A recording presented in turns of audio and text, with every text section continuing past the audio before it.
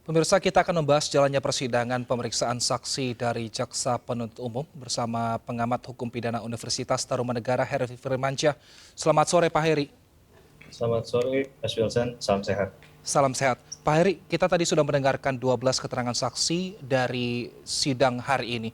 Ada beberapa yang menarik, diantaranya adalah keterangan saksi pertama, yaitu kuasa hukum dari Yosua Huta Barat, Kamarudin Simanjuntak, yang menyatakan bahwa ternyata Putri Chandrawati ikut melakukan penembakan. Ini seperti apa pengaruhnya dengan dakwaan yang sudah disusun dan juga BAP di awal sekali ketika kasus ini bergulir?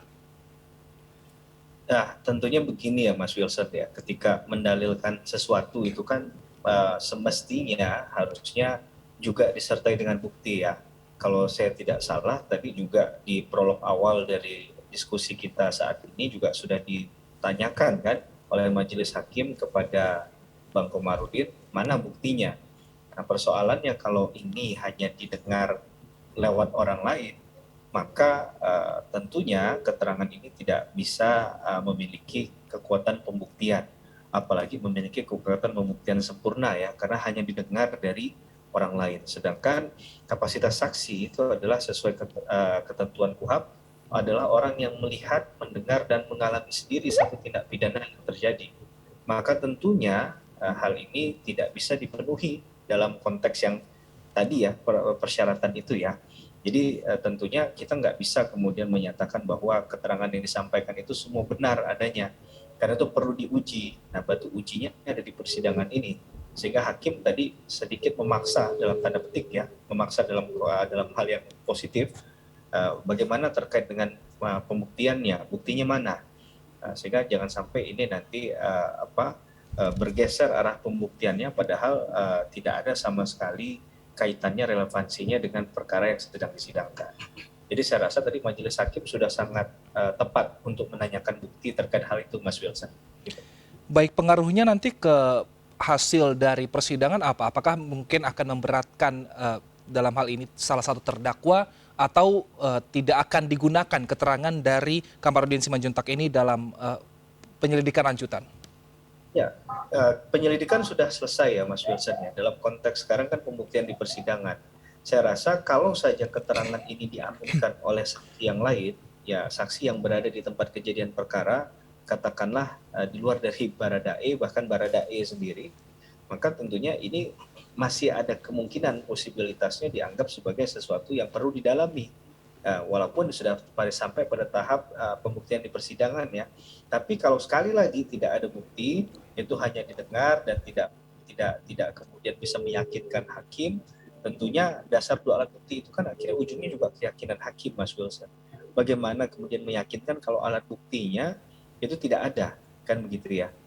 Sedangkan kalau bicara bukti, sekali lagi bukti dalam konteks hukum pidana itu harus seterang cahaya, Mas Wilson.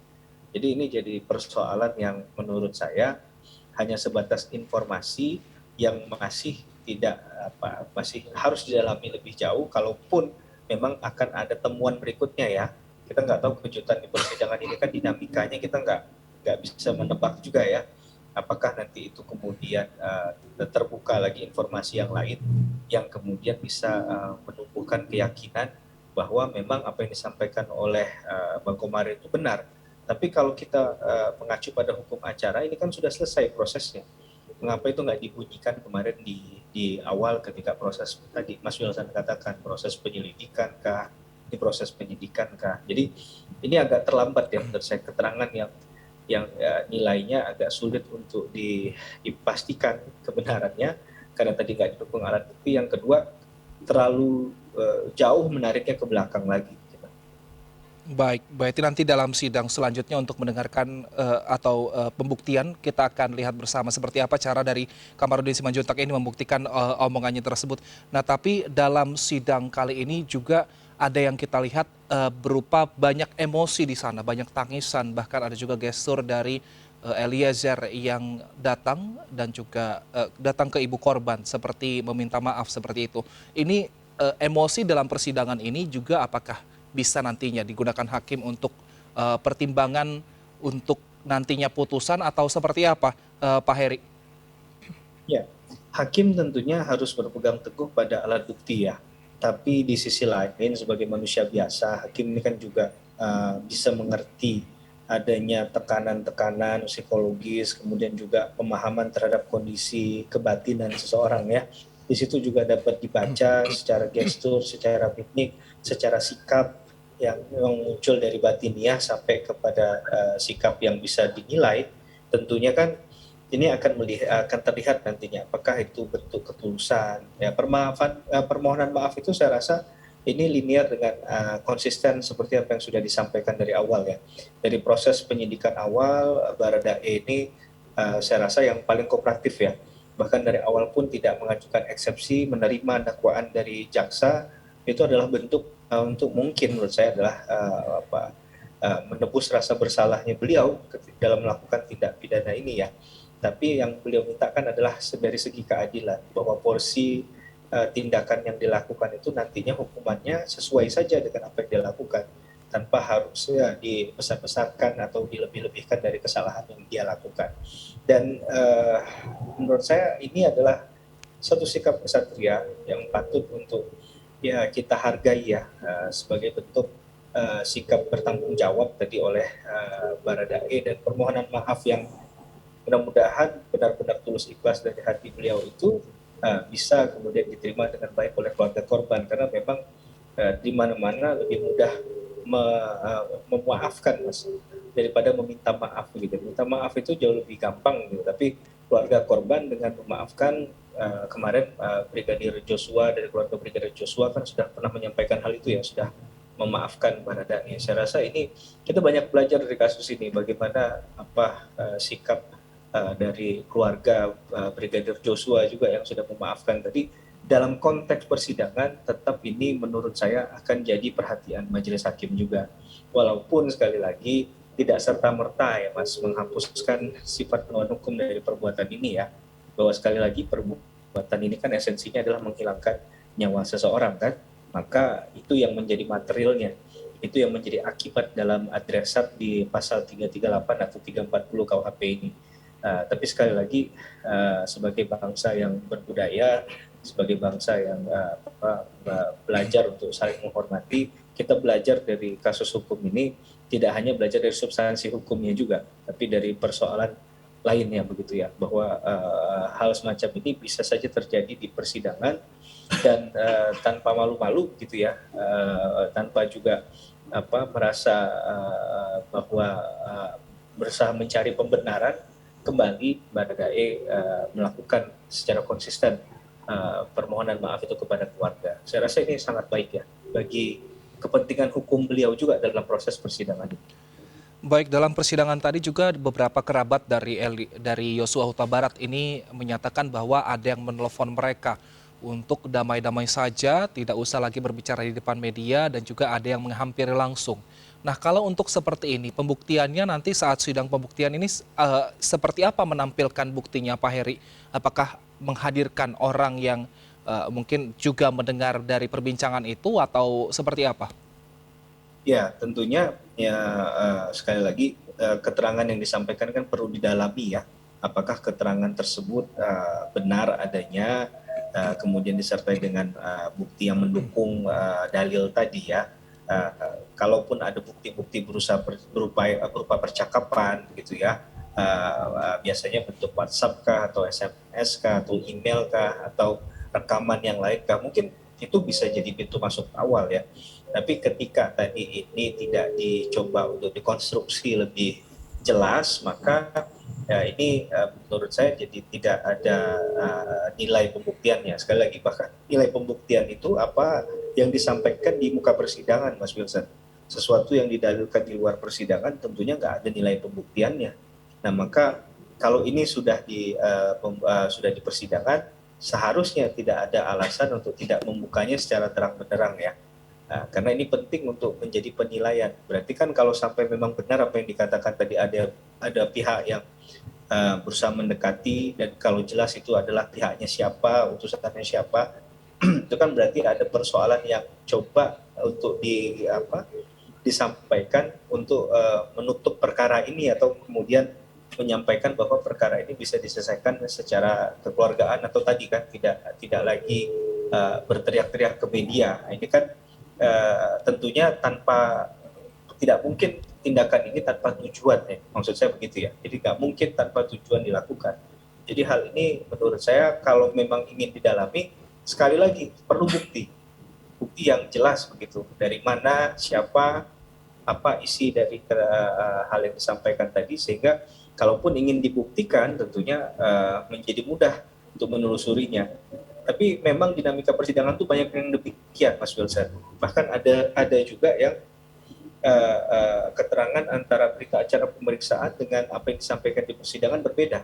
Nah, kalau ini pun sampai terjadi nantinya di next persidangan, maka majelis hakim akan memberikan keleluasaan bagi orang tersebut untuk kemudian menetapkan mana yang menjadi keyakinannya orang tersebut ya, yang apakah dia akan berpegang pada keterangan di BAP ataukah keterangan yang ada di persidangan. Gitu. Baik, lalu saat itu dinyatakan juga bahwa ternyata Eliezer ditanyakan juga kepada orang tua dari Yosua Huta Barat bahwa apakah memang ada kedekatan antara Yosua Huta Barat dengan Eliezer dan juga keduanya dengan atasannya. Seperti apa kedekatannya? Ini pengaruhnya terhadap persidangan ini seperti apa Pak Heri? Karena kedekatan ini kan tidak ada indikatornya seperti itu. Ya, karena begini Mas, kalau ini dari awal adalah tangkisan dari pihaknya Pak Sambo, ini adalah awalnya misalnya didesain ini urusan pribadi atau tidak ada kaitannya dengan Pak Sambo, Bu Putri dan Pak Kuat atau Brib KRR, tentunya kan akan dicari apa yang menjadi alasan kemudian seorang Baradae melakukan tindakan mengeksekusi Brigadir Joshua kan. Nah, kalau seandainya tidak ditemukan fakta hukum yang kemudian mengarah kepada kemungkinan seseorang melakukan tindak pidana kepada orang lain, saya rasa itu kan sudah gugur dengan sendirinya ya. Berarti ada dorongan dari luar, bukan dari dalam pribadinya si Baradae lagi nih kita sekarang bicaranya. Berarti sudah ada dorongan dari luar yang mengakibatkan Baradae mau melakukan tindakan pembunuhan tadi kan kepada Brigadir Joshua, sehingga perlu tadi dicari korelasinya, hubungan selama ini antara Baradae dengan Brigadir Joshua itu seperti apa gitu. Apakah selama ini hubungannya baik-baik saja? Apakah mungkin seseorang yang selama ini baik, misal kenal 3 tahun belakangan, tapi hanya untuk satu kesalahan kemudian tega melakukan pembunuhan, disaksikan oleh banyak orang, nah, kan begitu ya. Jadi saya rasa itu dasar-dasar logika yang ingin dibangun agar bisa ada keterkaitan antara korelasi hubungan tadi antara si Baradae dengan Brigadir Joshua sebelumnya dengan tindakan di akhir yang menimbulkan akibat kematian bagi Brigadir Joshua. Itu Nah, Mas Usam. tapi itu dia kedekatan ini kan harus juga dipandang secara objektif karena secara kedekatan kita tahu Yosua Huta Barat juga sudah beberapa tahun bekerja bersama dengan Verdi Sambo. Bahkan tadi dinyatakan juga bahwa Putri Chandrawati bahkan memberikan uang sebesar 5 juta rupiah kepada adik dari Yosua Huta Barat saat HUT Polri. Ini juga apakah bisa dinyatakan indikator kedekatan antara Putri Chandrawati dan juga keluarga dari Yosua Huta Barat, Pak Ferry? Pak Heri. Ya, kalau kedekatan saya rasa namanya hubungan antara atasan dengan bawahan gitu ya. Apalagi itu terjalin tidak setahun 2 tahun, mungkin terjalin sudah lama, dari awal perkenalan juga baik. Jadi saya rasa ini memang suatu kedekatan yang awalnya biasa saja ya secara hubungan personal human gitu ya. Tapi kemudian menjadi peristiwa hukum ketika terjadi pembunuhan tadi. Nah, ini kan perlu dilihat juga mengapa momentum tadi itu menghapuskan perkenalan, pertemanan atau persaudaraan yang sudah terjalin baik sebelumnya kan. Nah, ini kan yang perlu diketahui, mengapa sih ada orang yang bisa dengan dengan katakanlah mohon maaf dengan tega begitu ya melakukan tindakan semacam itu menghabisi nyawa orang lain. Padahal apalagi orang yang dilakukan perbuatan pembunuhan tadi adalah orang yang dikenal secara dekat dan baik. Nah, tentunya kan ada peristiwa yang bisa dikatakan khusus ya yang mengakibatkan orang itu melakukan tindakan tersebut. Nah, ini yang dari awal menurut saya agak masih abu-abu nih, belum berani untuk dikatakan apa penyebabnya begitu. Nah, ini yang kita tunggu di proses persidangan ini, mudah-mudahan terjawab semua keraguannya dalam hal nanti ketika hakim menimbang dalam putusan tersebut keterangan-keterangan yang ada di BAP maupun fakta-fakta persidangan ya Mas Wilson. Baik, secara saat ini persidangan untuk mendengarkan saksi dari terdakwa Eliezer ini dinyatakan bahwa tidak boleh live ataupun live ini bisa secara bisa menampilkan gambar terkini tapi untuk suara di mute. Sebenarnya apa pertimbangan hakim untuk tetap memperbolehkan ini live padahal jika memang keterangan saksi ini dinilai takutnya mempengaruhi dari keterangan saksi-saksi berikutnya atau keterangan terdakwa berikutnya, mengapa tidak dilaksanakan tertutup saja, Pak Heri? Ya, dalam pasal 153, kalau saya nggak salah ya, ayat 3 di KUHP itu Undang-Undang 1981 kan memang pengadilan itu sifatnya dibuka dan terbuka untuk umum ya Mas Wilson. Kecuali untuk beberapa perkara tertentu, katakanlah yang berkaitan dengan kesusilaan, berkaitan dengan pelakunya anak, atau mohon maaf kasus perceraian, itu kan harus tertutup ya. Tapi dalam konteks ini, mengapa kemudian dibuka dan terbuka untuk umum? Ya memang pada umumnya begitu, memang dibuka dan terbuka untuk umum. Persoalannya memang ini tidak disiarkan secara luas, itu mungkin yang banyak disoal oleh masyarakat ya. Mengapa sih setengah-setengah gitu loh kalau dinyatakan dibuka dan terbuka untuk umum, toh orang bisa nonton di pengadilan, apa bedanya dengan disiarkan ke luas gitu ya. Nah, ini yang mungkin jadi kekhawatiran hakim adalah ya informasi atau keterangan yang disampaikan di persidangan saat ini akan digunakan oleh terdakwa lain atau saksi lain untuk memberikan pembelaan atau mengatur pembelaannya, sehingga nanti hakim agak jauh lebih sulit lagi nih untuk menggali orisinalitas dari jawaban atau keterangan informasi yang disampaikan oleh saksi maupun terdakwa lainnya. Jadi saya rasa ini yang perlu kita pahami bahwa secara pertimbangan kebijaksanaan, hakim menurut saya juga memperhatikan rasa keingintahuan masyarakat untuk mengikuti jalannya persidangan kasus ini, gitu ya. Baik, terima kasih pengamat hukum pidana Universitas Tarumanegara Heri Firmansyah untuk bergabung bersama kami di Breaking News. Kita akan nantikan seperti apa jalannya sidang selanjutnya. Terima kasih, sehat selalu Pak Heri. Terima kasih. Assalamualaikum, selamat sore. Waalaikumsalam.